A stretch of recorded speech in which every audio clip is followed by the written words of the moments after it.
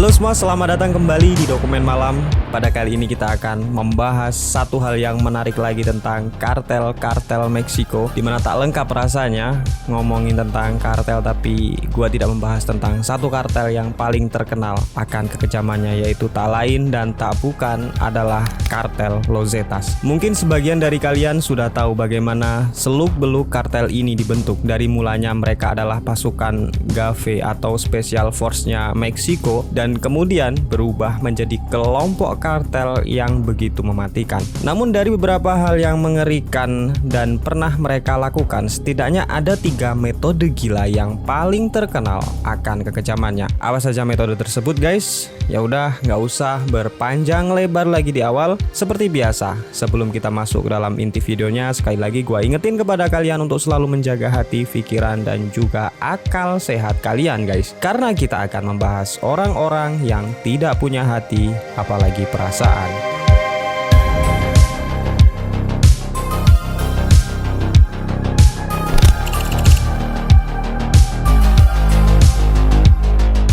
Sebuah artikel yang diterbitkan pada tahun 2020 oleh media berita nasional Meksiko yang bernama The Irish Times menyebutkan jika dapur-dapur pembantaian adalah tempat eksekusi yang sering dilakukan oleh anggota Los Zetas kepada para musuh-musuhnya. Dapur di sini secara jelas mengartikan sebagai tempat memasak manusia, tempat di mana ratusan jasad manusia dilenyapkan dengan berbagai metode yang sangat mengerikan. Seorang reporter yang pernah datang langsung ke tempat tersebut menggambarkan jika tempat itu sangat-sangat mengerikan dan juga horor, di mana dinding-dinding dapur dipenuhi dengan cap tangan yang berwarna cairan merah, pakaian bernoda berserakan di mana-mana, kemudian parang dan berbagai sisa tulang belulang manusia yang masih utuh di balik tumpukan abu pembakaran tungku raksasa. Bagi sebagian pembaca, laporan tersebut adalah hal yang sangat mengerikan dan tidak pernah terbayangkan oleh mereka. Namun bagi sebagian masyarakat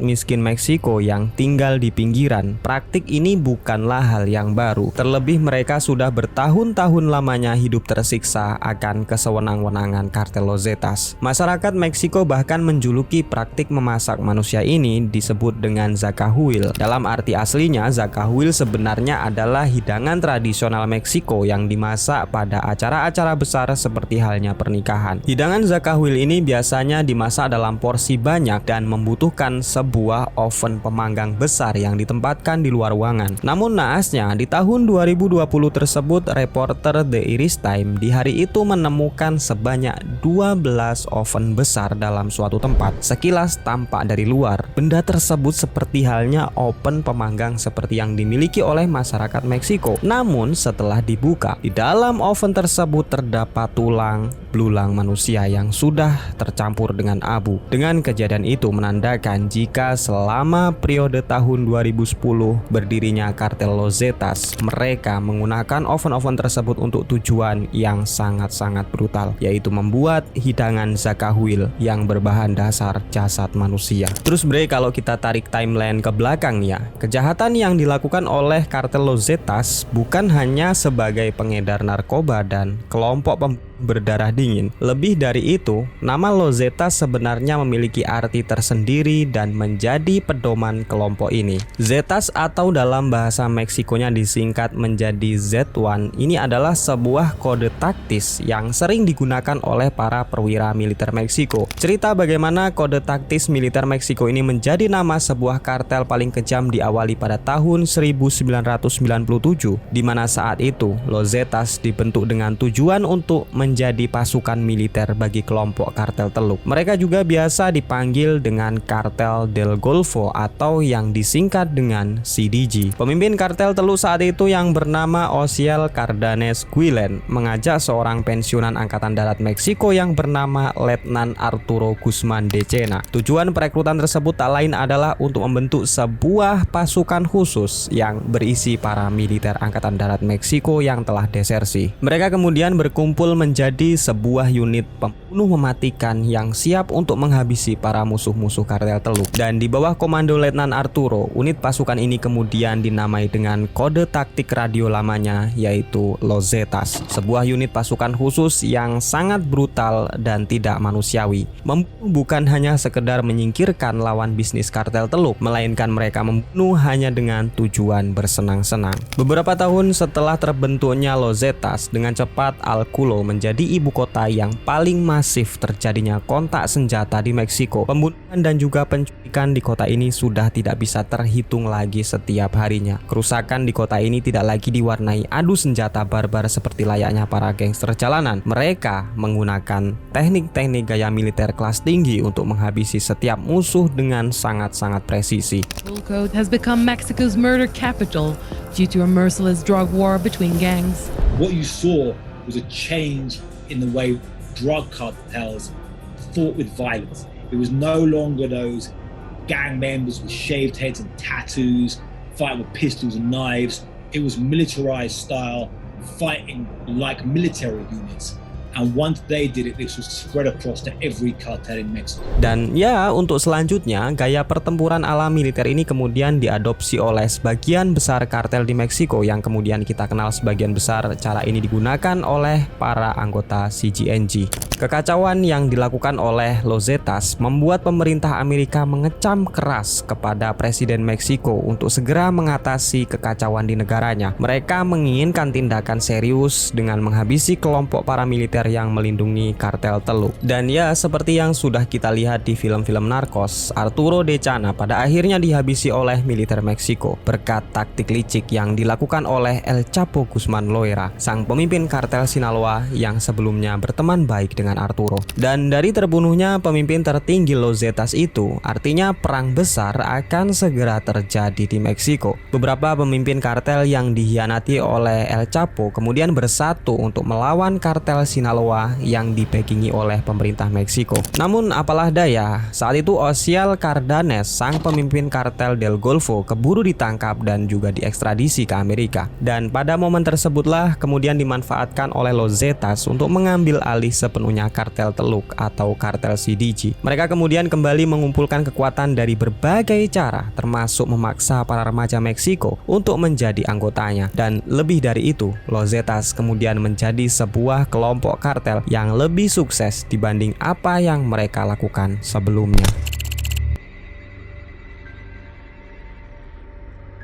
Warisan mengerikan yang ditinggalkan oleh kartel Los Zetas selanjutnya adalah sebuah wilayah yang bernama San Fernando di Tamaulipas, Meksiko. Cerita ini bermula di tahun 2007 di mana Los Zetas saat itu dipimpin oleh seorang kartel kejam bernama Heriberto Lascano. Sama seperti para pendahulunya di Los Zetas, Lascano adalah sosok psikopat yang tidak memiliki belas kasihan kepada musuh-musuhnya. Bayangkan saja guys, di dalam komplek tempat tinggalnya, dia memiliki 2 kandang besar yang berisi harimau dan juga buaya. Hewan-hewan buas ini bukan sebagai koleksi biasa, bukan sebagai pajangan dan menunjukkan jika dia mampu membeli apapun yang ia mau. Namun, 2 satwa buas ini sengaja dipelihara untuk mencabik-cabik para musuh-musuh kartelnya. Seorang mantan sikario yang dulu pernah bekerja untuk Heriberto pernah mengatakan kepada media Amerika jika bosnya di hari itu sedang tidak bernafsu makan, dan dia kemudian menyuruh anak buahnya untuk masukkan musuh kartelnya ke dalam kandang, sementara dia akan melihat kedua hewan tersebut mencabik-cabik badan korbannya sembari dia makan siang. Namun jika kalian menganggap bahwa Heriberto adalah orang yang paling kejam di organisasi Los Zetas, maka kalian sudah salah guys, karena pada faktanya komandan Los Zetas yaitu Miguel Trevino Morales, tangan kanan kepercayaan Heriberto sekaligus orang yang bisa dibilang 10 kali lebih kejam dibanding dengan Heriberto itu sendiri. Nama seorang Morales bahkan lebih dikenal dibanding dengan para pemimpin Los Zetas. Dan pada faktanya, jika kebanyakan orang-orang yang berpengaruh di kartel ini adalah para militer elit Meksiko yang desersi, maka tidak dengan Morales.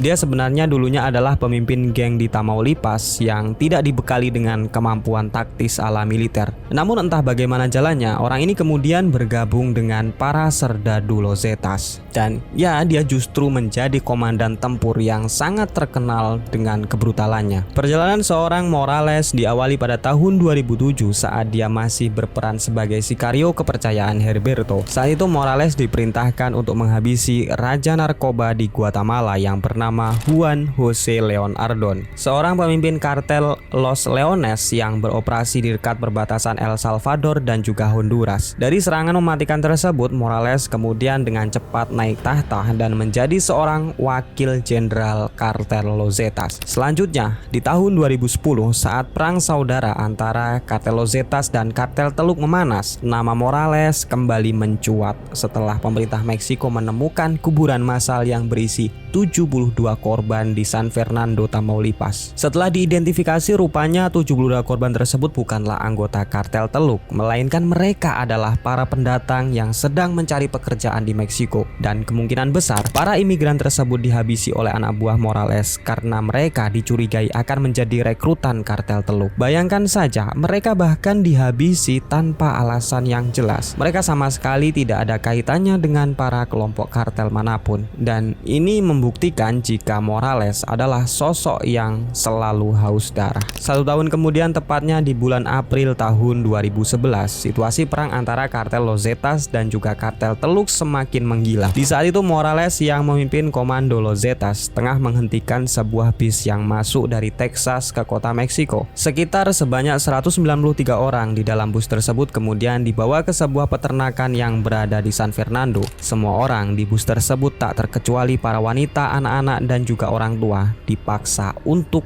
tanda tangan kontrak kematian. Morales kemudian menyuruh semua orang berbaris rapi dan mengambil senjatanya masing-masing. Di antaranya adalah beberapa benda tajam dan juga benda tumpul seperti kayu dan juga pipa besi. Morales kemudian menyuruh mereka untuk saling serang satu sama lain, di mana orang yang berhasil hidup akan direkrut menjadi anggota Los Zetas. Bagi siapapun yang menolak atau tidak mau bertarung, maka bisa dipastikan mereka menjalani siksaan yang mematikan ala Los Zetas. Sementara itu sebanyak 193 orang bertarung untuk mempertahankan hidupnya. Morales dan anak buahnya saat itu hanya melihat dari kejauhan sembari tertawa kegirangan. Dan ya sorry, untuk yang satu ini gua nggak bisa menceritakan secara detail karena kalian tahu sendirilah bagaimana kegilaan dari para orang-orang psikopat ini. Dan ya saking kejamnya orang-orang ini, salah seorang mantan Sicario kepercayaan Morales pernah mengatakan dalam sebuah wawancara rahasia di IE, jika dalam suatu malam bosnya tidak bisa tidur lantaran di hari itu dia belum membunuh seseorang. So prepare guisos. These are stews where you take a member of the family and you put them in a pig boiler and you pour gasoline on them. And then you settle. Selain itu, seorang jurnalis Meksiko pernah menuliskan dalam sebuah laporannya jika Morales memiliki kebiasaan untuk memakan jantung musuhnya yang masih berdetak. Kemungkinan besar metode ini adalah taktik untuk menanamkan rasa takut kepada setiap musuh Los Zetas. Selain itu, cara ini juga dianggap sebagai pembuktian jika dia adalah seorang raja narkoba terkejam yang pernah hidup di dunia.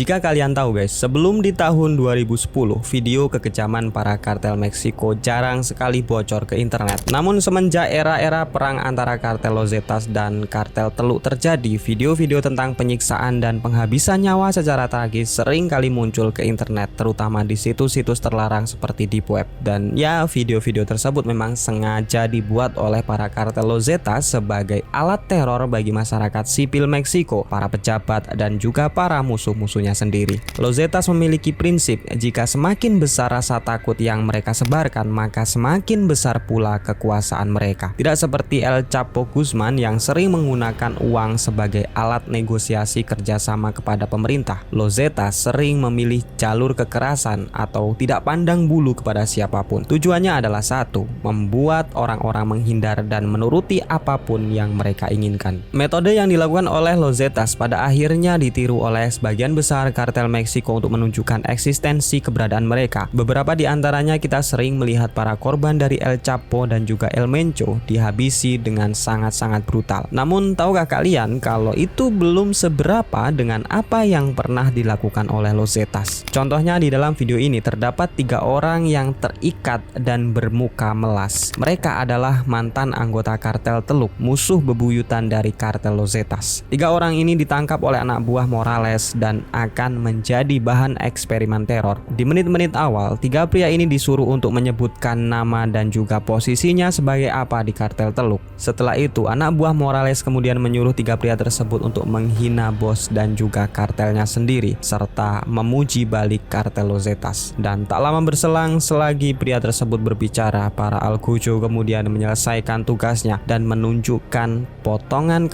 tersebut di depan kamera. Ini adalah salah satu dari ratusan video yang pernah diunggah oleh kartel Los Zetas. Dan sayangnya video-video tersebut sengaja disebar ke internet sebagai bahan teror bagi siapapun yang berani berurusan dengan mereka. Namun seiring dengan berjalannya waktu, Morales pada akhirnya tertangkap oleh pihak keamanan Meksiko. Namun entah bagaimana caranya orang ini tidak diekstradisi ke Amerika guys, dan dia mendapat hukuman penjara seumur hidup full di negara Meksiko. Beberapa alasan mengungkapkan jika Morales adalah mantan tentara Meksiko yang mungkin menyimpan banyak rahasia negara. Namun dengan tertangkapnya Morales tidak serta-merta membuat Los Zetas menyerah. Mereka justru berbuat lebih gila karena didikan Morales dan cuci otak para petinggi Los Zetas. Asalkan kalian tahu guys, sebagian besar anggota kartel ini direkrut dari pemuda miskin dan tidak memiliki keluarga. Mereka juga adalah para pengguna obat yang sudah tidak memiliki rasa belas kasihan terhadap sesama manusia. Seperti apa yang telah mereka lakukan terhadap penduduk desa Alade di tahun 2014 ini. Ceritanya saat itu 2 orang pemuda dari kota Alade kedapatan mencuri uang milik kartel Los Zetas. Dan alih-alih hanya memburu 2 pencuri tersebut, Los Zetas justru menghabisi semua penduduk desa yang jumlahnya sekitar 300 sampai dengan 500 orang. Selain itu, sebanyak 80 rumah dirobohkan oleh kartel Los Zetas dengan alat berat dan tidak ada yang tersisa dari desa tersebut. Y les digo a mis hijos, levántense, le digo, porque quién sabe qué está pasando en la calle. Digo, vístanse y nos salimos. Y todo empezó a tronar, ya no había luz, todo empezó a tronar, tanques, camionetas, pero sí ahí perdí a mis niños y a mi hija. Dan ya itulah tadi guys beberapa hal mengerikan yang pernah dilakukan oleh kartel Los Zetas untuk menghilangkan nyawa musuh-musuhnya. Terima kasih yang sudah menonton video ini sampai akhir. Kalau ada salah-salah kata mohon dimaafkan dan sampai jumpa di episode Dokumen Malam berikutnya. Bye bye.